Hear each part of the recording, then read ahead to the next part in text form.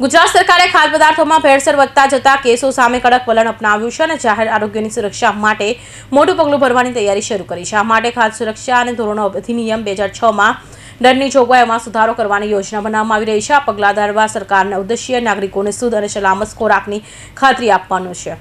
ગુજરાતમાં ખાદ્ય સુરક્ષા અધિનિયમ 2006માં સુધારો કરી સરકારના ભેળસેળ ગુનાઓમાં સામે કડક સજાની જોગવાઈ કરવા જઈ રહી છે। આવા નિયમ અનુસાર જો ભેળસેળયુક્ત ખોરાકને કારણે કોઈ વ્યક્તિનું મૃત્યુ થાય તો ગુનેગારને 7 વર્ષથી લઈ આજીવન કેદની સજા થઈ શકે છે।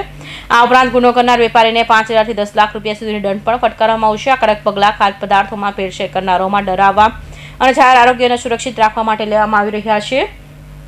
ગુજરાતના આરોગ્ય મંત્રી ઋષિકેશ પટેલે ખાદ્ય ભેળસેળ સામે સરકારની પ્રતિબદ્ધતા વ્યક્ત કરી છે। મીડિયા સાથેની વાતચીતમાં તેમણે જણાવ્યું કે ખાદ્ય પદાર્થોમાં ભેળસેળ જાહેર આરોગ્ય માટે ગંભીર જોખમ છે। અમે આ ગંભીર મુદ્દા પર કડક કાર્યવાહી કરવા માટે પ્રતિબદ્ધ છીએ।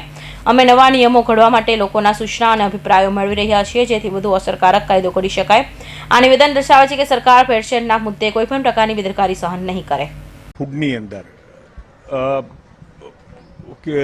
ફૂડના 3 પ્રકારના એમાં એડલ્ટ્રેશન એટલે કે ભેળસેળ, મિસબ્રાન્ડિંગ અને હાનિકારક એમ 3 પ્રકારના આ આપણી પાસે કેસો આવતા હોય છે।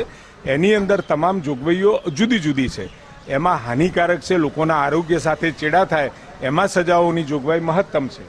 આપણે કાયદાને કડક બનાવવા તરફ જઈ રહ્યા છીએ એટલે લોકોના સૂચન આવેથી આનો વ્યવસ્થિત અને કડક અમલ થાય એ બાબતે ગુજરાત સરકારે નવા કાયદાઓને અંતિમ રૂપ આપતા પહેલા જનતાનો અભિપ્રાય અને સૂચનાઓ મેળવવા માટે 30 દિવસનો સમય આપ્યો છે।